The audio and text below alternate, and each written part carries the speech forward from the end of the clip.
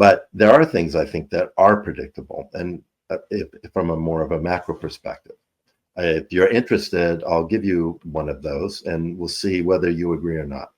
Okay. Okay.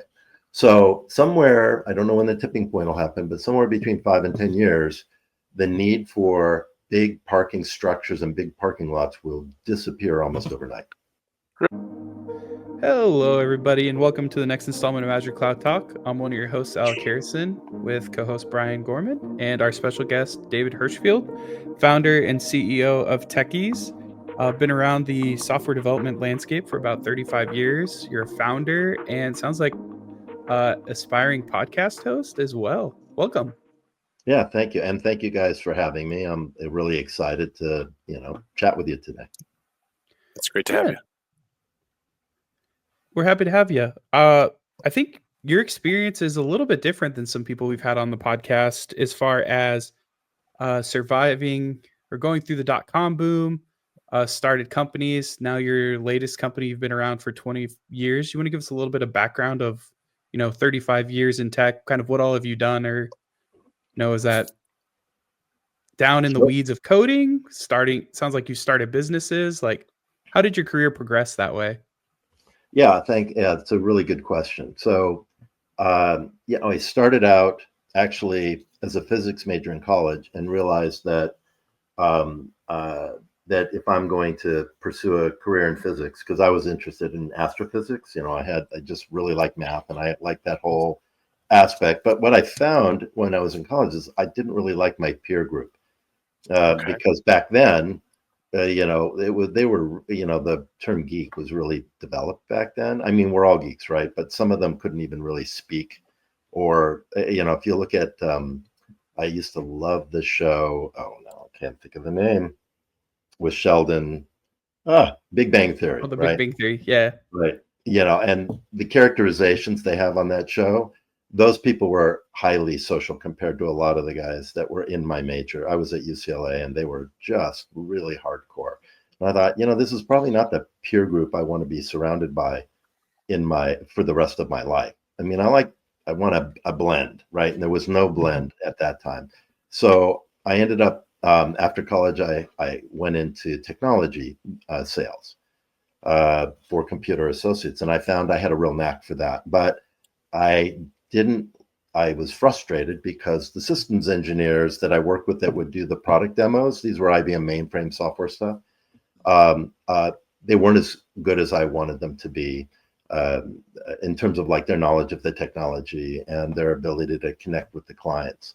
So I ended up learning the products myself so I could do my own demos. And that ended up being a great formula, being able to talk and chew gum at the same time and being able to talk at the level of technology with the people that we were meeting in the data centers. And so I ended up becoming the system product division leader out of 450 other people, a sales leader, the third year I was there.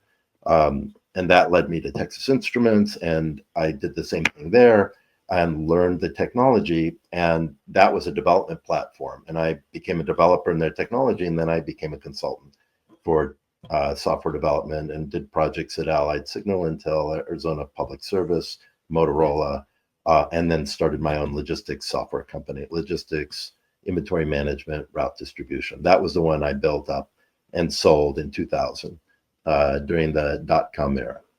So that was how I started my career. So I was in technology and high school and college, because I learned to program in high school. And then I ended up going into sales, and then I learned self-taught at that point going forward in terms of technology and blended the two. And I've been doing that pretty much ever since. I spend most of my time on the business side. I'm still involved with my clients from a technology perspective because I have a lot of experience from architecture, design, user experience, workflow, right? And that even my really, really strong senior people in my team, as good as they are, there's something about having experience and just having seen so many things in so many different business domains makes a big difference in just being able to do a blink. This is a better approach. We're not thinking long-term about the fact that if this scales, we're going to have this massive bottleneck if we don't architect this properly to begin with, so on and so forth. So that led me into my current company, which I've had for 17 years, building software for contract development for lots of startups and lots of scaling up companies, workflow automation. Now, of course, it's a lot of AI related stuff. But really focusing on how do we continually improve on what it means to be a really hyper exceptional software development team.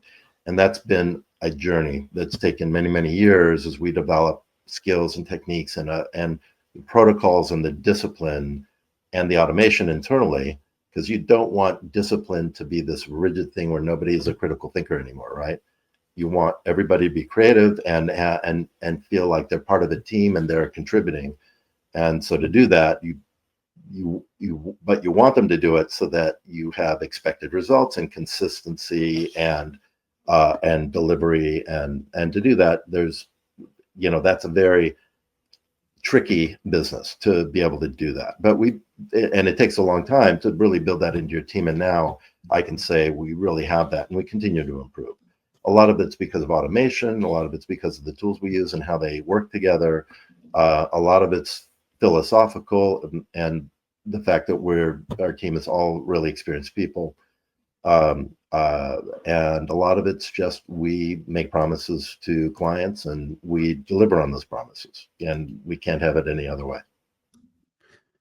That's super interesting. I think you touched on a few topics there that I'm pretty interested in. Like, it sounds like you were kind of like DevRel before DevRel was like a real position. You're, blending the tech, talking the talk to the geeks, I think is what you said, and salespeople. So you can not only go in and, talk to those CEO folks, but you could also talk to the, sys admins, the tech people that are going to implement the thing. So it wasn't like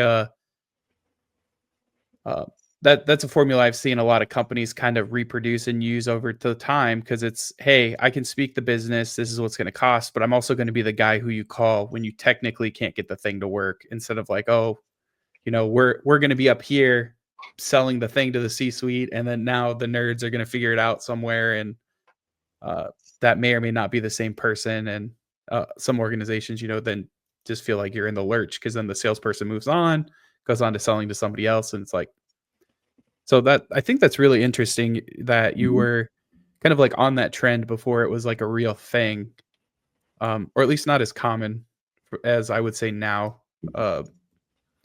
But also the other thing you touched on that I thought was interesting is as somebody who consults, and I think Brian does consulting as well, the idea that we want to have that there's a balance there of software where you can't get overly prescriptive, because there is a little bit of a craft element there, but also how do you sell a widget? You talked about multiple startups. Most consulting companies have different clients.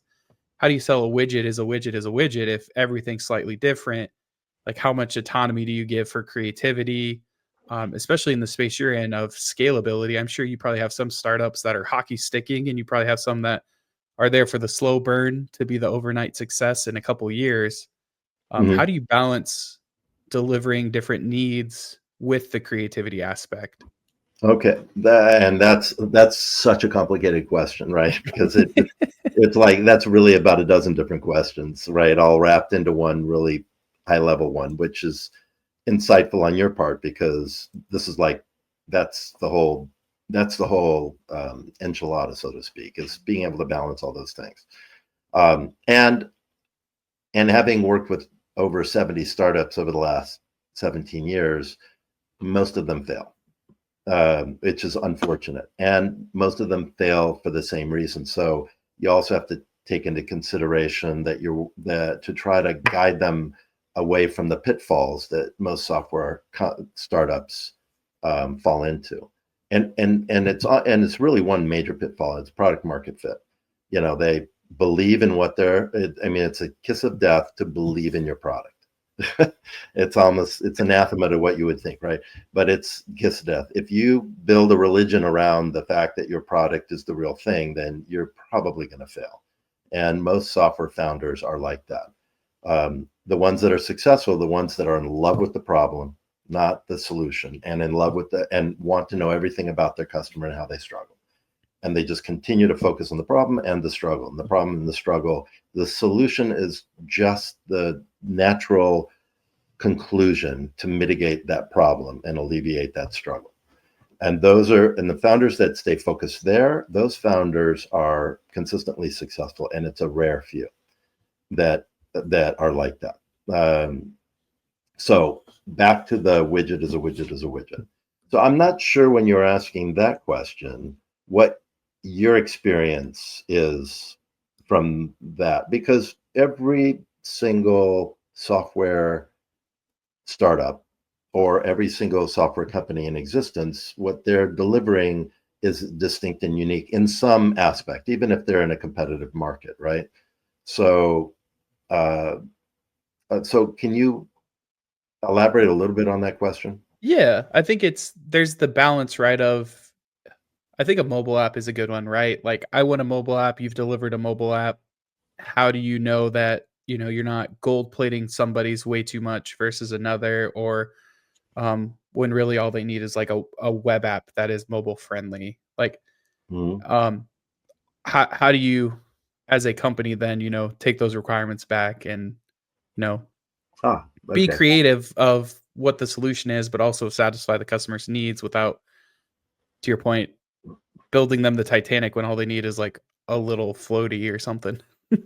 Right. So, and that's a good question. So let's say it depends on how those requirements are delivered.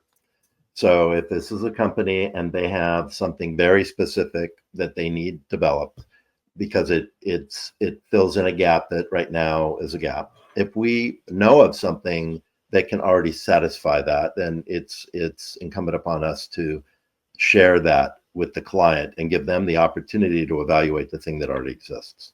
Um, and I don't like try to, put their blinder, as soon as they tell me I know there's another product, I like put the blinders on them so they can't see anything else and drive them into a sale. That would be disingenuous, and I'm not, because eventually they'll find out, right?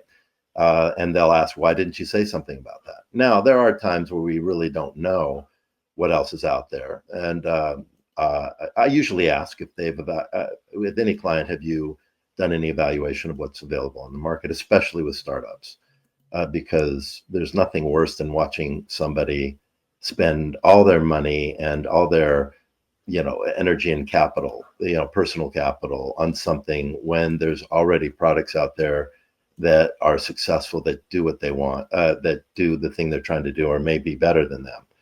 So I really make sure before we take on a project that we've done a little bit of research ourselves, but that we really make sure that a client has done some. Most do.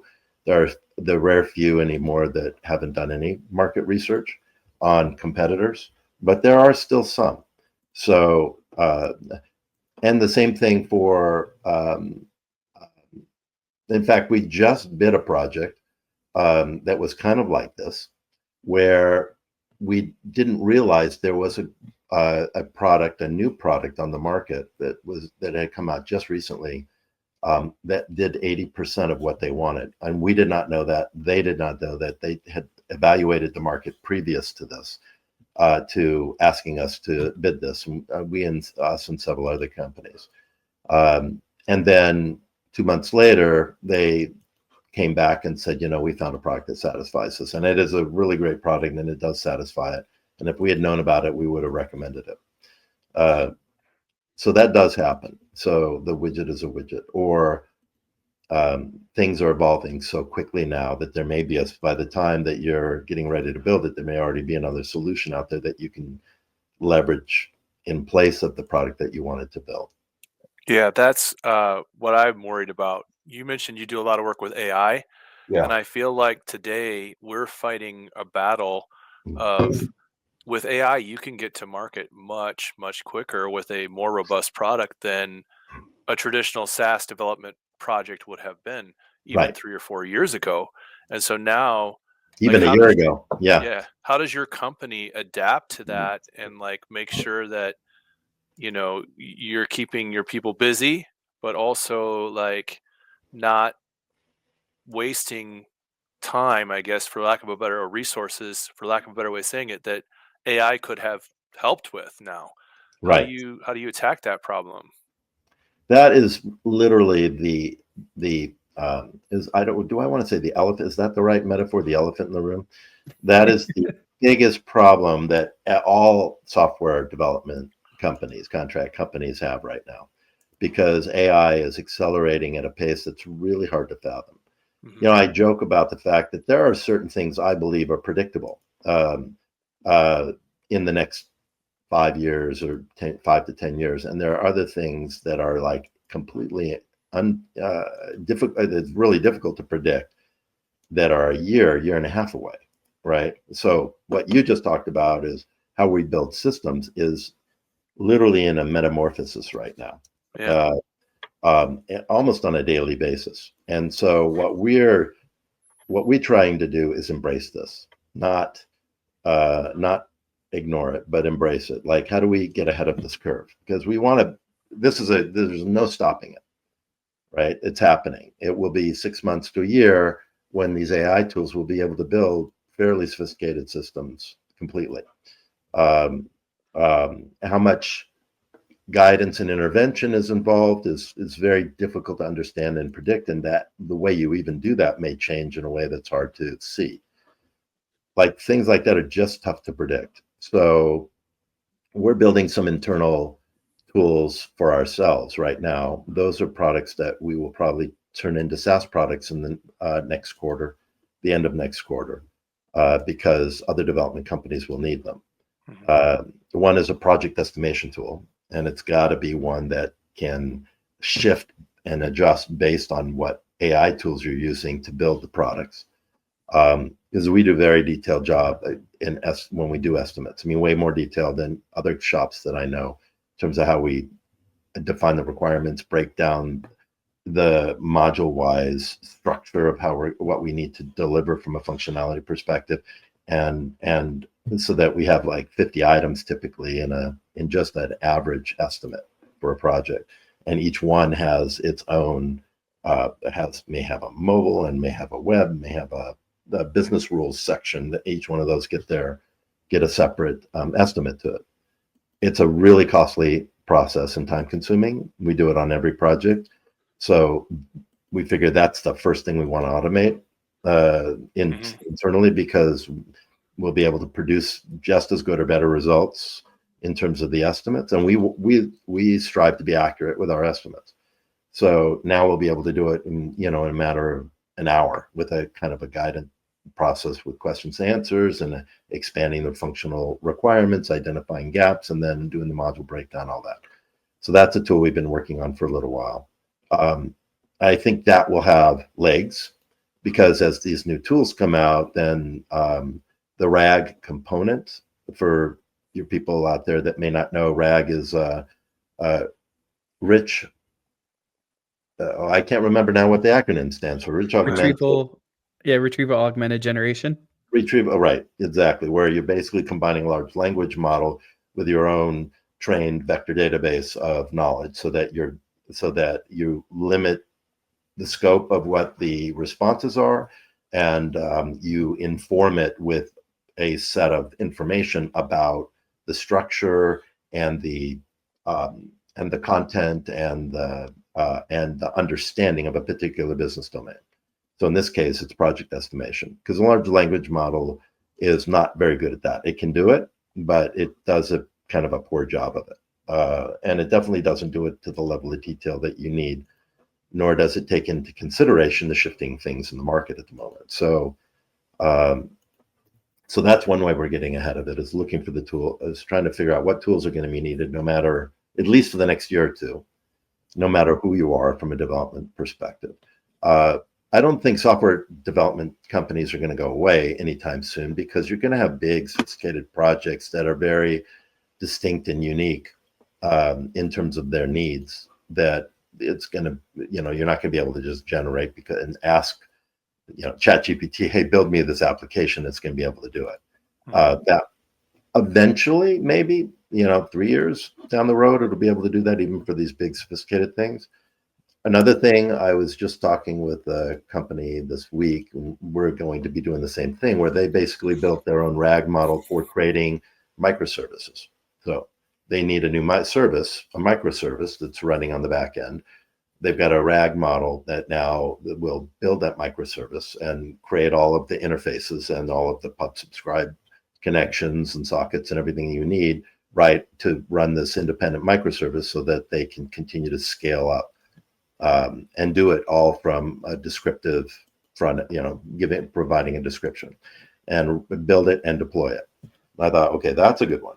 So, because right now, even the tools that are coming out are not building well-architected applications, even the ones that can do some stuff and build some things that are pretty cool, which we're experimenting with every single one we can find as they come out almost on a daily basis. So some things are just not predictable. We're completely transforming our business around where we hope this is heading, as far as we can tell, and that's a very difficult thing to do. So, but there are things I think that are predictable, and if from a more of a macro perspective. If you're interested, I'll give you one of those, and we'll see whether you agree or not. Okay. Okay. So somewhere, I don't know when the tipping point will happen, but somewhere between 5 and 10 years, the need for big parking structures and big parking lots will disappear almost overnight. Really? I believe that it will. Okay. So I'm curious if you can think of why I might think that. I'm just trying to think of like a football game. How are you going to get all the people to park for a football game? Right. You won't. You'll get into a Waymo or a Uber self-driving car, or so have you guys had a chance to get into a Waymo? Or I have not, but I know a guy who did, and he thought it was pretty trippy. It is really cool. And so they've had Waymos out in Phoenix for the last year and a half, 2 years. They were experimental for a while, maybe 2.5 years, and then they started. You could get the app and call a Waymo, but it was very limited where it would go. And like if you land at the airport, you'd have to take the train to the very end where the Waymo could pick you up. So I took a Waymo 6 months ago. That's what my experience was. But as I go out to Phoenix every month to go visit my mom, because she still lives there, and I moved here 2 years ago. So I took a Waymo 6 months ago. Just to see what it was like, but it couldn't take me all the way out to my mom. She's like 30 miles north of the airport. I went there last month, and now Waymo's expanded their territory, so it goes all the way out there. And now Waymo's will pick you up right in the rideshare section in the airport. So you can call it, and it just pulls in and navigates between all of the other rideshare cars and picks you up right there, and it'll drive me all the way up. Still won't go on freeways, but that's coming in the next, probably a month or 2 or 3, whenever they feel they got enough data and safe enough. That's what, and it was half the price of an Uber. Yeah, and there's no human involved. Right, and I didn't have to feel like I was ignoring anybody because I didn't want to talk or play on my phone. But if I did want to talk to somebody, there's a screen right in front of me. I could tap and call there and tap the support, talk to someone button. And now I had somebody either to help me with a problem, or I guess they'd probably just say, I'm bored. Can you talk to me for a minute? They probably would. They sounded like that. That's awesome. They were really nice. So this is really appealing to me.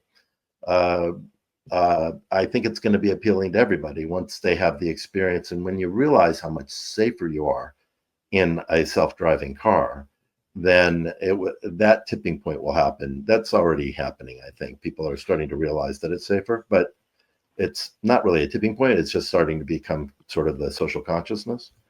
Anyway, so now fast forward a year.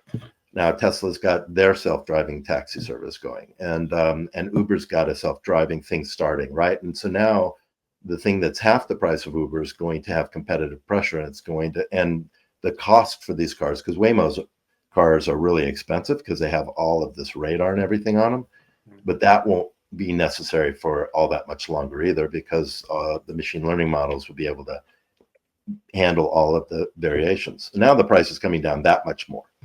Right. So now instead of what was a $60 or $70 ride in Uber, which was $28 in the Waymo will now be $12 or $15 with competitive pressures, which will still be, or 20, because it's an electric car, plus the batteries go longer, it's less expensive to charge, right?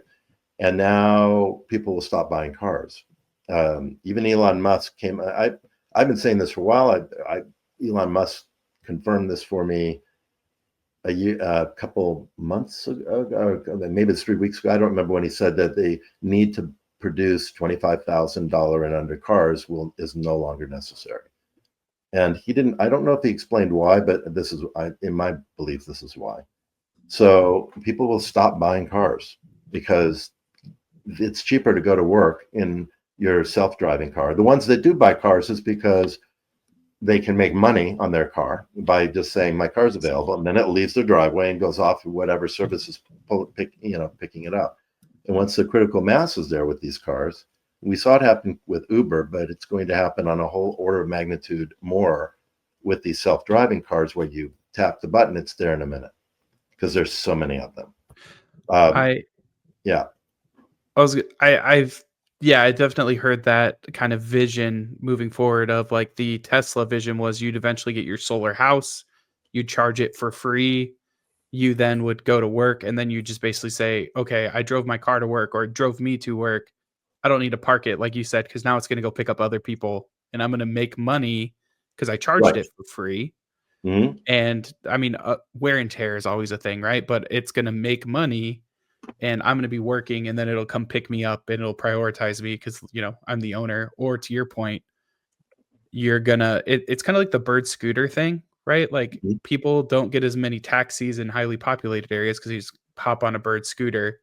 This is kind of like that, but more safer, I would say, because you don't have drunk people on scooters. Much safer. Yeah, but it won't be long before people go, think about the money I can save if I don't have a car. I'm not even driving my car that much anymore because it's just so convenient to have one picked up, and I don't want to put mileage on my car.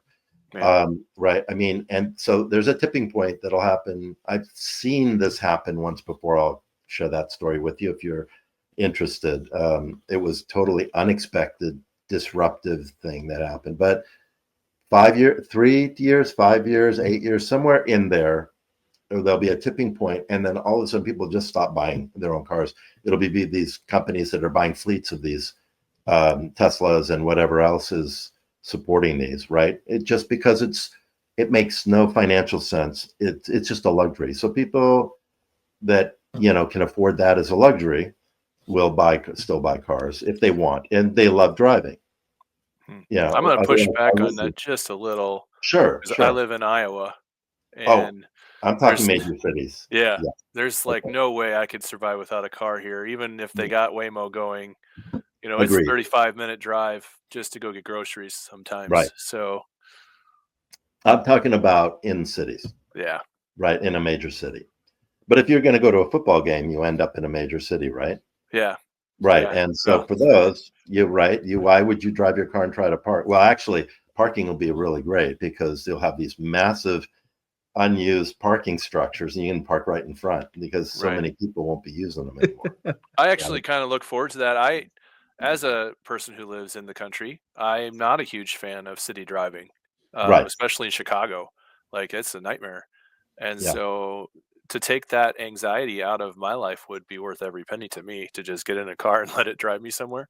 That's awesome. And it's such a great, and they drive so nicely.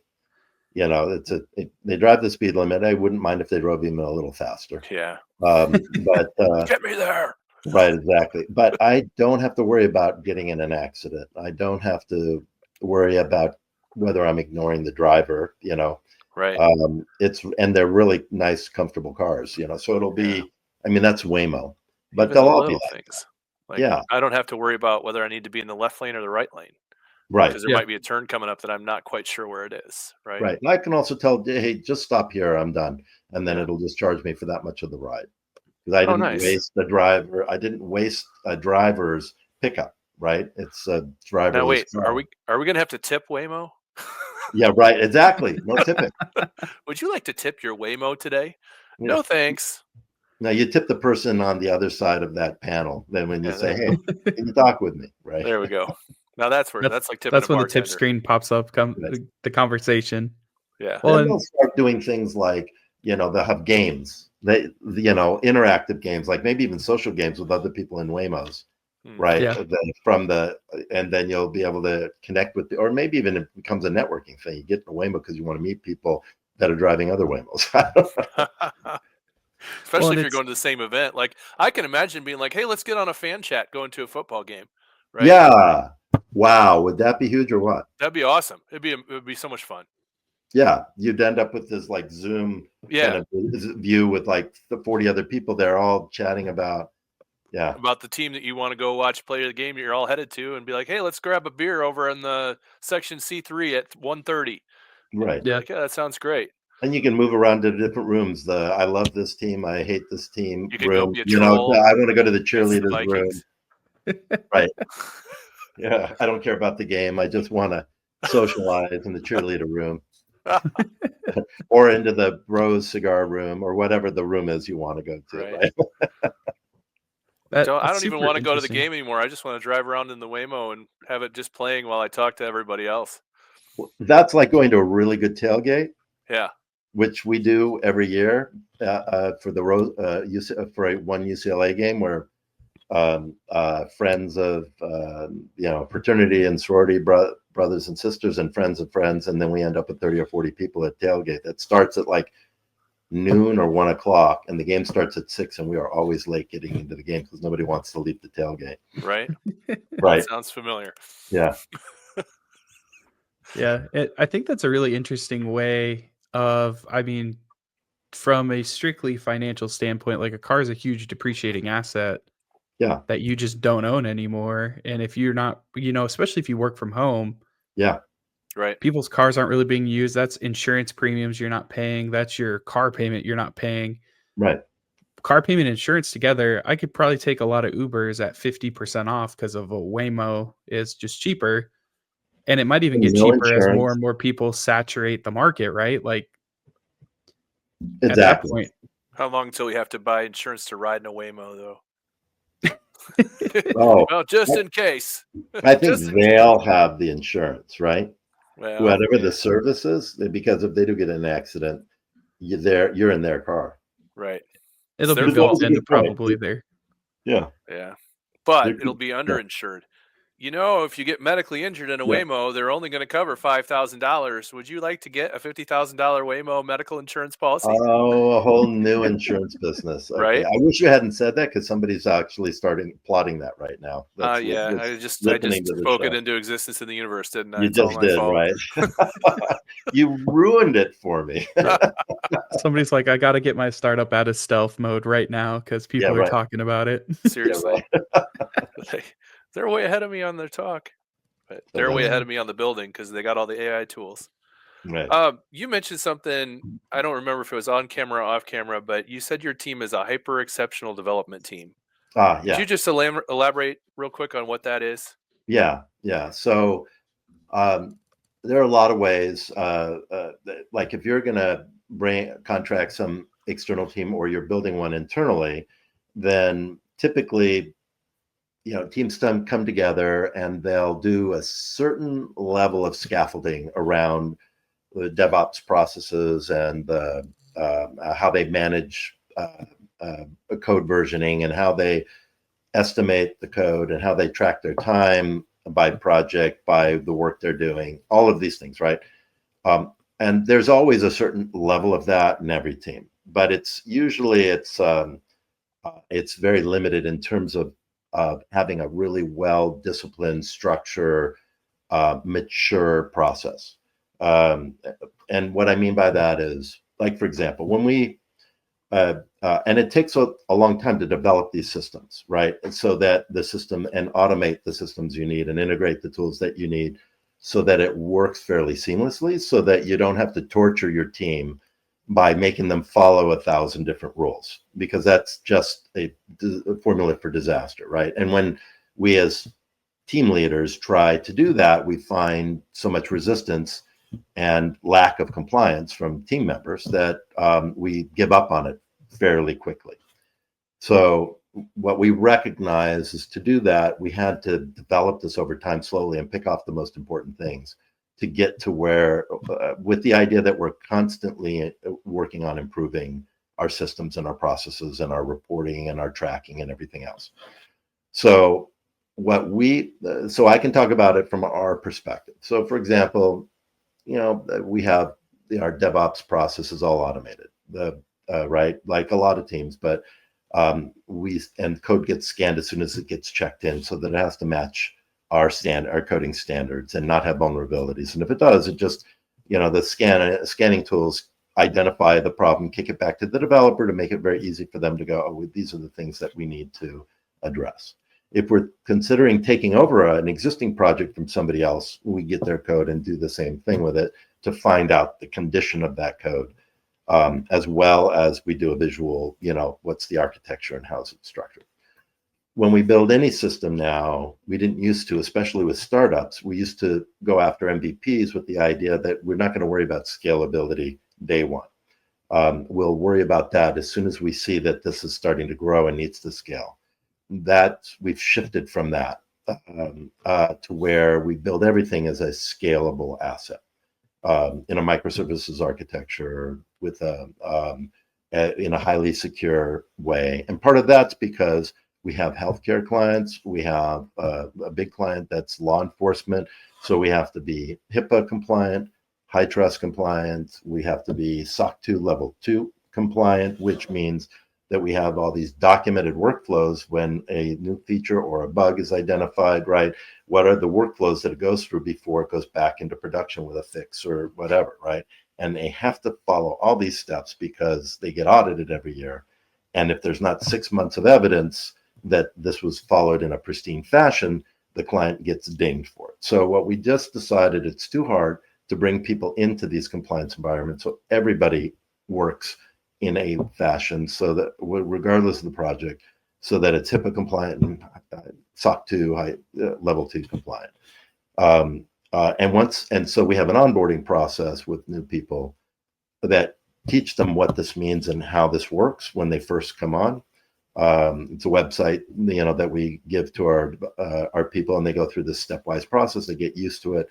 It's non-threatening, and then we manage them for the first few weeks while they're doing this very tightly to make sure that they're following this and guide them until they get into the habit. Once they're in a habit, then it just, for the things that they have to worry about that aren't automated, then it's not a problem. They realize it's like anything else. They just have to make sure they understand what those flows are and what the compliance requirements are, and there's tools that get installed on their system, on their desktop machines, so that anything that's compliance related in terms of security and encryption and things like that, that agent is validating that they're in a machine that's compliant with all these things. I mean, this is right. So, but 99% of the teams out there do not operate like this. In fact, when we do invoicing, everybody, it's time and materials, everybody's invoiced based on their particular skill set, right? These are teams that we're managing, but that's how we invoice. And then we attach the daily timesheets for the entire month to each invoice so that clients have total transparency. Nobody ever asks, well, why did this person work that many hours last month? Because that seems like a lot. They don't ask that because they can go in and see exactly what that person did every day of the month and what they were working on. And we never get that question. I don't like getting those types of questions because it makes me feel like somebody's questioning my integrity. I mean, I'm not offended by it. I'm not offended by the questions. I recognize the need for it, but what it means is I haven't given them the information they need in advance, or they wouldn't have been asking me that question. So we've been building up this ability to track and systematize all these things. So we always have all that data available. And in fact, when we do our status reports, which everybody does a weekly status meeting, right? But not at the level of detail, same level of detail. There are a few companies that do it at that level of detail where even though we do it in 15 or 20 minutes, we're talking about all the different projects we might be working on if it's a larger company, or all the things we worked on last week, what we're currently working on, what's scheduled next week. Here's what we estimated in terms of what we're going to deliver and when. Here's where we, here's where what we estimated. This is the actual in every single status meeting. Did we shift? Did it get delayed? Is it ahead? If we're more than 10% off at the end of any month, either ahead or behind, because we don't want to be either. One would be because we're sandbagging, right, our estimates. The other one's because we're missing our mark. Then we have a postmortem with the client. Okay, we're off our estimates this month because there was a big shift in requirements, or somebody got sick, or they were injured, or whatever the reason is, right? Or because we found an approach that reduced our effort, and so we were ahead of that estimate that we in an unexpected way. So things like that, and how there's every single project has like 6 or 7 or 8 different links to the design documents, to the Jira, to the Confluence, right, to the GitHub, whatever it is that the client's always asking for. So the last page in the status reports always has every single link that they need. So they don't have to keep trying to figure out where those links were, or that we're expecting the client to have some way of organizing all this information. They just get it every week. Nice. Along with like vacation schedules, the whole list of the team and the vacation schedules. And so the client can see that we're right. This is what I mean, right? And it just every week for every client, this very structured report, and we get it and we go through it in 15 or 20 minutes with them. And they appreciate it a lot. I can imagine, as someone who's paying you money to do work, having that transparency is huge. I wonder, for your developers, do they ever feel micromanaged by the system? Just an honest question, like having to be. Okay. They don't. That's the hard part, right? Because where they feel micromanaged, that means we just didn't inculcate them into the system properly, or we're missing some kind of automation or some tool to facilitate the thing that they're feeling managed about. So they're all self-managing. And sometimes you step in with any developer when they're missing the mark on something, right? Or a tester or DevOps or a project manager, whoever it is. But no, they're really bought in. They love this because they know they're going to deliver something that's really good, and the client's going to be really happy. The developers like this. They all get to be critical thinkers and creative. That's a critical success factor as far as we're concerned. Everybody has to make sure that I don't know if you know I think it was Korean Air that had the worst flight record. This is a Malcolm Gladwell vignette. You do know that, right? Okay. So they had the worst flight record because they had this hierarchy in their organization. Like the captain of the airplane was above the co-pilot. And so the co-pilot had to defer to the captain no matter what the situation was, and be polite and respectful. And so they would, as a result of that, even though the co-pilot might have been able to prevent something from happening, or a stewardess might have, because she saw that there was a mountain outside the window that looks like they were flying into, nobody could say anything to the captain. And so they had the worst flight record of any airline in the world until this evaluation of what was causing it happened, and they changed their structure.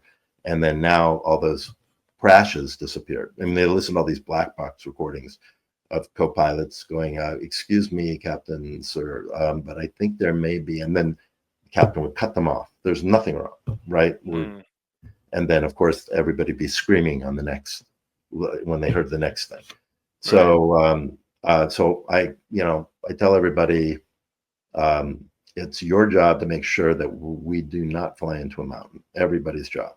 And to this, here's something that we do that's unique. And I'm not trying to pitch myself. It's interesting how I came up with this concept about 15, 16 years ago.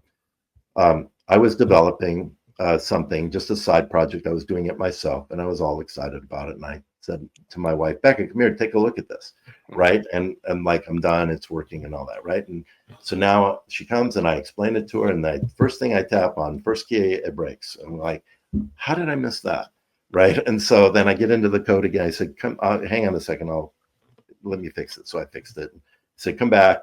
And now I go through 3 things, and I realized, oh, this isn't going to work. Is I forgot to check for this, and I was like, holy cow! When I'm in the code and I have that myopic view, I'm really in deep, and I can't see all these external higher level things. But as soon as I start presenting it and talking about it and showing it, all of this stuff all of a sudden becomes really clear to me. All the things I miss. Mm-hmm. So we started doing something called video QA. So when a developer finishes whatever they're going to do and checks it in for QA to test, they have to do a little video where they present what they did. It's 2 minutes, can't be more. And they hated this. It was very hard to get them to do. Now they love it. Okay. Because they catch so many of the errors, right? Sure. That they'd be bitched at by QA. So they do the video. If they find anything wrong, even if a prompt is not lined up properly on the screen, no matter how little it is, they have to stop, fix the issue, and then start the video over. They can't edit the video. Right. Have to start it over until they can go from beginning to end, and in 2 minutes it takes to show, here's what I did. These are the unit tests I ran. You can see them, that they're running successfully. I'm getting all the right error messages when I put the wrong data in, whatever it is, right? Or if it's an API, I'm running the API. You can see I'm getting the right JSON, right? And then they send it to QA. If QA then looks at the video, they don't have to set up the test environment, right? Because that takes time every time. They look at the video. If they see anything wrong, they just kick that back. It gives QA a little bit of power. They kick it back to the developer, say, sorry, but I noticed that you didn't run this one test case, which is in the plan. So you need to do that and show me that it works with that test case, all right? Whatever it is. And QA doesn't start testing until they can see a video that matches what it's supposed to do and that it works and there's nothing wrong with it. And then they can go in, and now instead of a fatigued QA who's fighting with the developer back and forth, they go into deep testing on this because I could see as a QA person loving this, because not only number one, you do get a better product to start with, but also let's say you were newer to the system, you could literally watch your developer do 6 or 7 things and be like, oh, that's how this works. Not that they shouldn't know how it works, but maybe, their first week on the job, they're like, oh, I just watched these videos and we have it. But I chuckled when you said that, because I do a lot of video courses, and I can't tell you how many times I've had to start a video over because of an error in a code. Right. And even some get out there that have errors, and you're just like, okay, there's an error in this one. Right.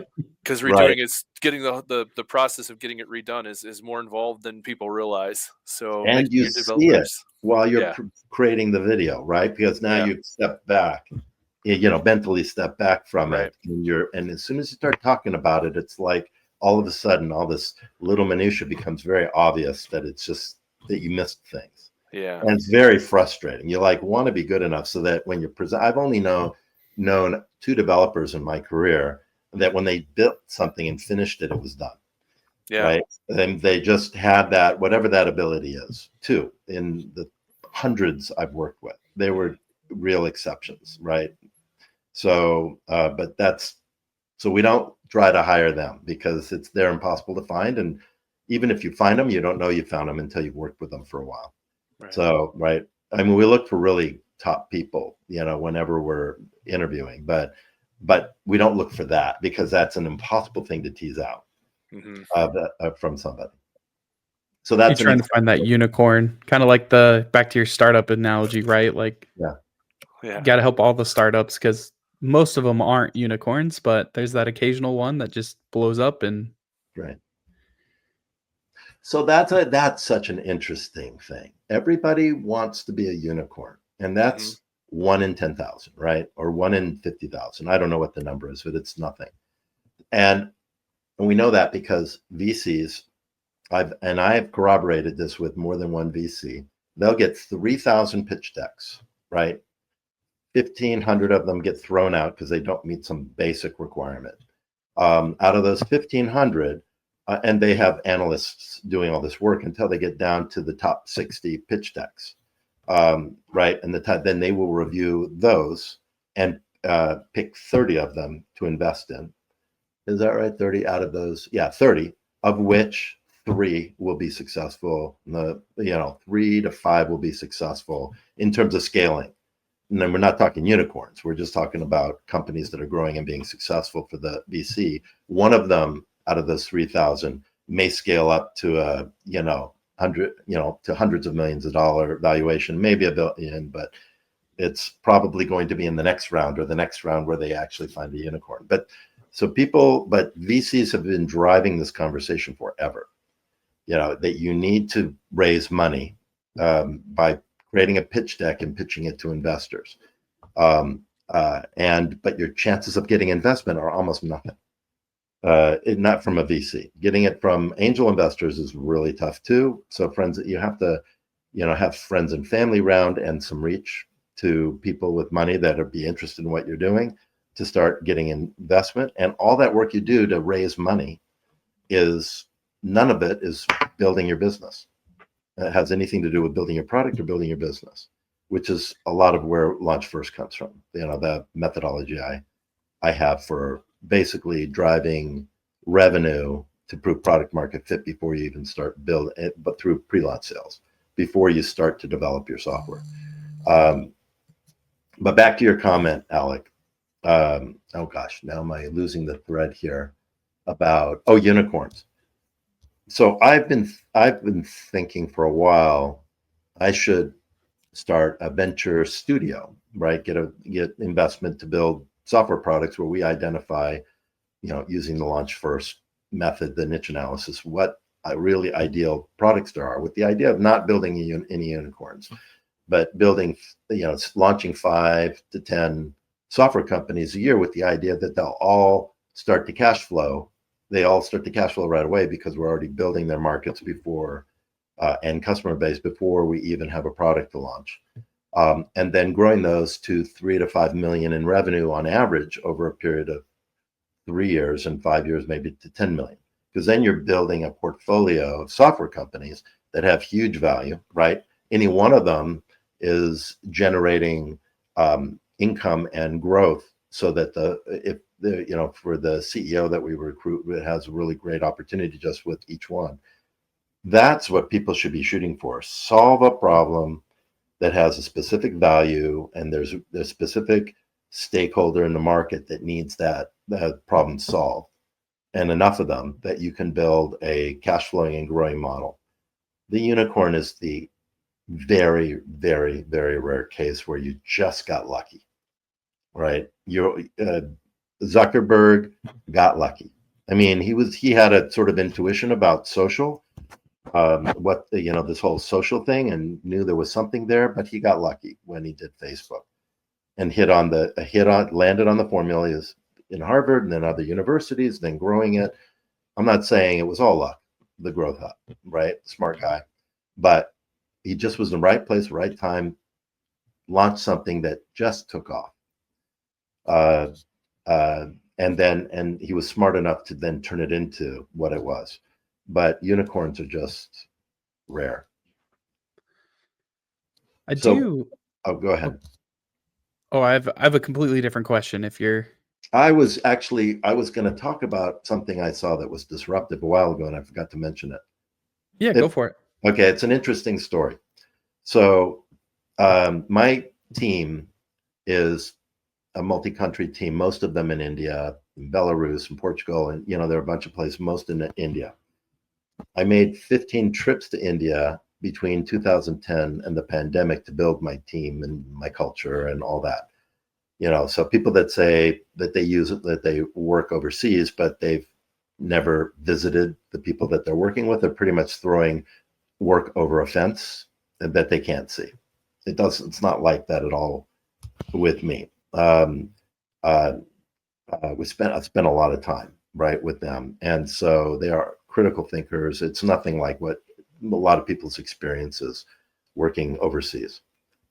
While I was going there, and if you've ever been to India or Southeast Asia, you see this sea of these 3-wheeled motorized rickshaws. They call them tuk-tuks or autos, depending on which country you're in. But it's like a sea of them. They're very inexpensive, and they're just everywhere. And literally the roads are clogged with them in India.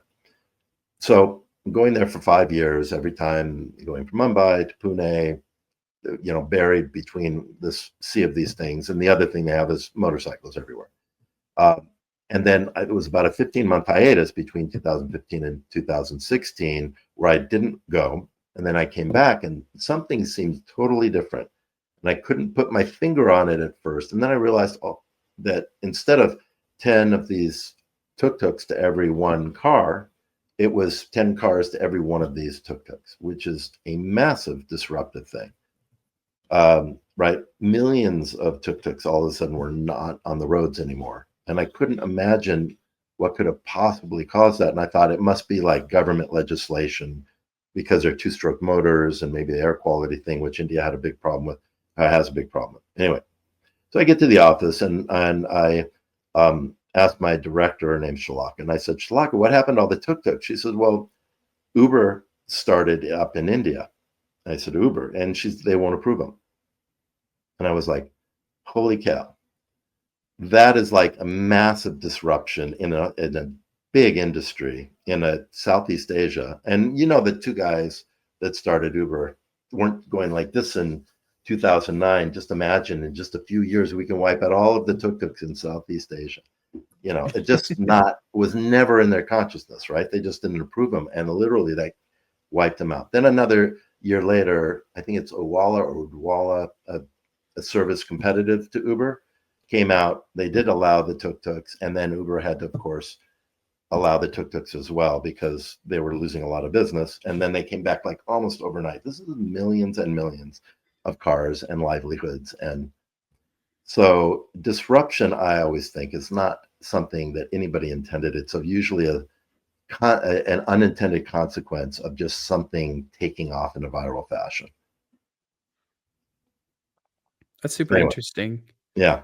Of just, like you said, it probably wasn't something intentional. It was just like, honestly, Uber, to Brian's point about Wise or the other stuff, they just, or Wemo, they just probably didn't have insurance for tuk-tuks because they're like, that's not something that we standardly deal with. We know how to insure cars. We're going to insure cars. And like, it's probably just something as plain as that. Like, yeah, we just not there was deal probably with that. some underwriting that's like, it's too dangerous to have a what do you call it, a tuk-tuk?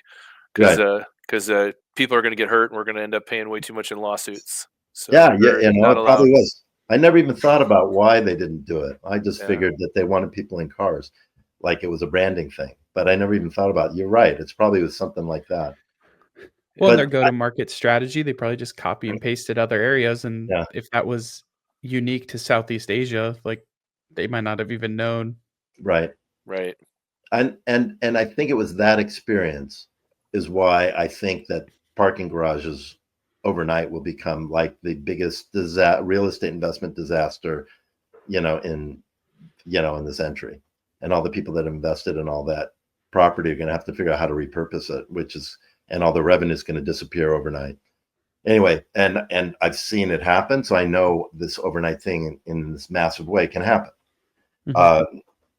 I know that that's not the intention of the people creating these cars, the self-driving cars. It just seems like a natural side effect once it hits a critical mass. You say that, but I've heard from some of the self-driving people just parking their car is the reason why they wanted self-driving. So maybe some are totally wanting to do that, of just parking in a city is a nightmare. But doesn't it cost hundreds of dollars to get like a parking permit near a business in a big city anyway? So now why would I want to pay that? Right. Exactly. Yeah. I mean, think about taxis in New York, right? There's a small percentage of the of rideshare anymore is taxis in New York, right? And that happened fairly fast once Uber started getting critical mass, and that was a big industry in New York, and and people that were very invested in that got hurt pretty bad because they didn't have any time to shift. So, and this I think will happen even faster. Man, just like this conversation, along with a lot of other things, just making me feel like we are facing a time where we're going to have to be more resilient than ever. Yeah, there's no question. Yeah. In fact, I'm trying to think, how do that's what I spent the last couple of years every day thinking to myself, how do we reinvent on a daily basis what we do and who we are? even though people still need exactly what we do, and just a better version of it, but they're also going to need something very different in the very near future. And that's just hard to predict when that curve is going to hit a tipping point. Yeah. It's interesting because everybody always used to talk about the 10x developer, and it's like the general developer is going to be, whatever the multiple is with AI tools and whatnot. I think that's the hope. That's the, best case scenario, right? We're all more productive. We're all better working. So with the same amount of people, you can do more things, drive more revenue for companies, which then, everybody's jobs are still safe and whatnot. Yeah. I think that's the best case scenario future. You have companies like Twitter that, laid off 90% of people and the platform still works. Mm-hmm. So I'm sure there'll be, different degrees of that through everywhere. But that now there's a competitor coming in, Blue Light. Blue Sky. Or Blue Stack or Blue Light? Blue Sky. The Blue Sky. That's what I meant. Yep. Blue Sky. Yeah. So Blue Sky actually has been around for a while, but it's just with everything in the political landscape suddenly became like the other place, right? Everybody's running to it. So it's really interesting.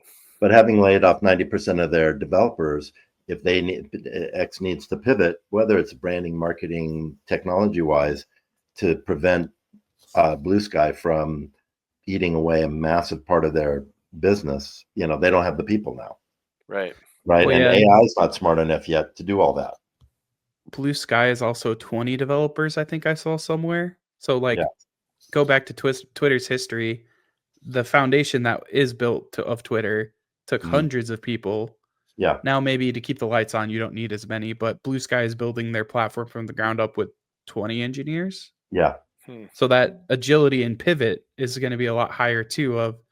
They could potentially move. One thing I am curious about as we're kind of coming to the end of this, there's a buddy of mine who we talk about the startup space. And for the longest time, it was, how good does tech need to be to have a solopreneur be able to have like $1 million company?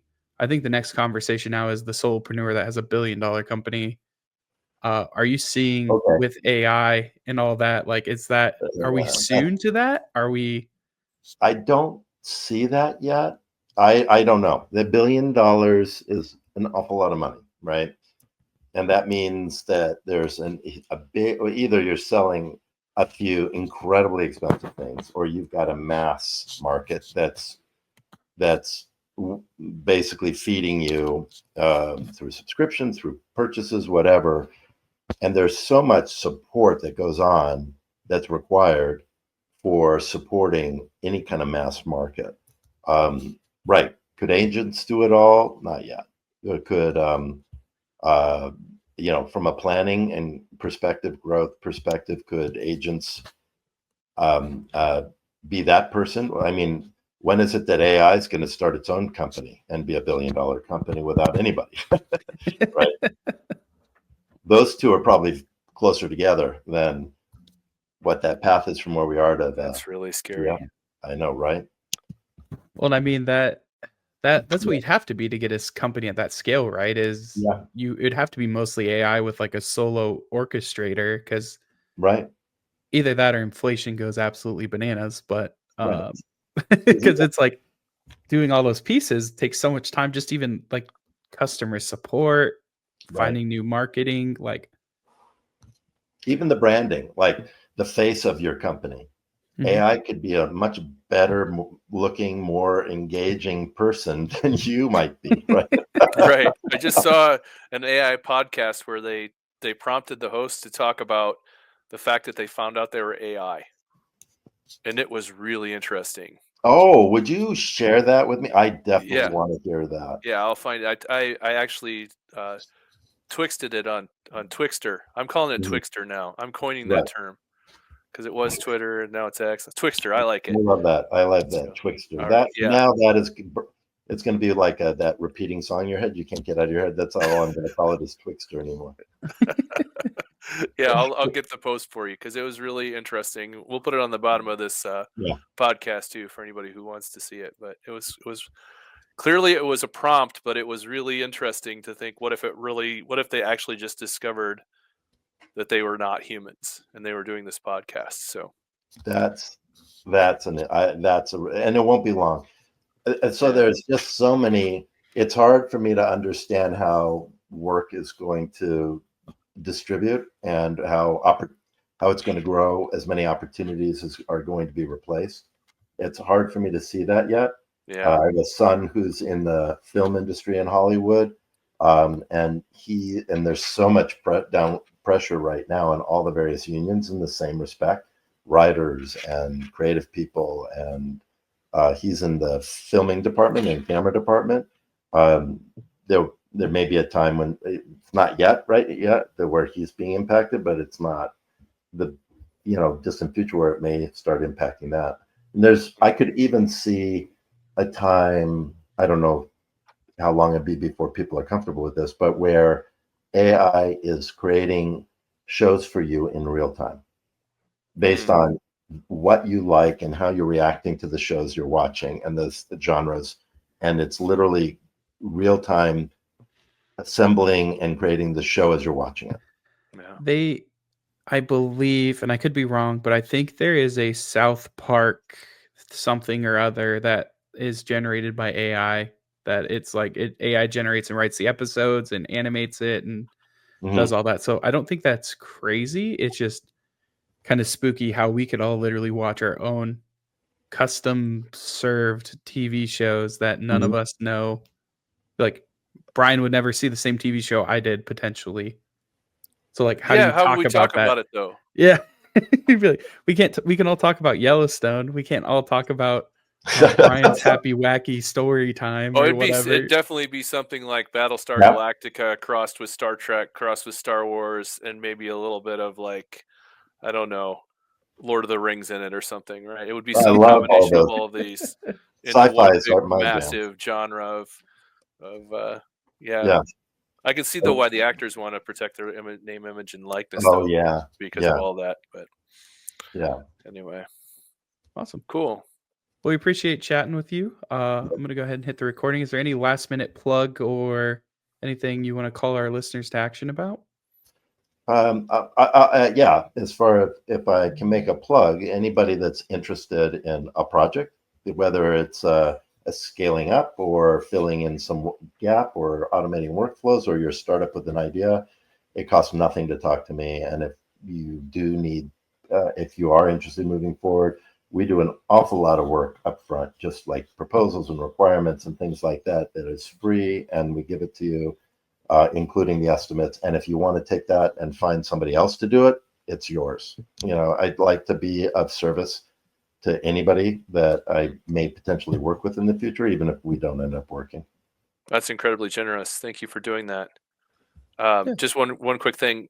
We do have a lot of people who are obviously in the Azure space. So your company, I'm assuming, works with the Azure space. We do, yeah. In fact, we have a big healthcare project we've been doing for the last year and a half, though. It's all Azure. Awesome. Thanks, Brian, for tying that plug back to Azure. Well, honestly, it was smart. Yeah, it was smart. Yeah. Make sure people know that it's worth their time to reach out to David too. Like, even if they didn't use Azure, the valuation of the stuff he's giving with all the proposals and the schedules and the estimates, that's pure gold. But then to know, hey, we can turn around and work with you and do it in the Azure space, which a lot of our people are probably interested in, right? So, Awesome. For sure. Yeah. Well, thanks for chatting with us. Thanks for being here, guys, and have a great weekend. And thank you guys. Really fun conversation. For sure. Yeah. Thank you. Bye, everybody.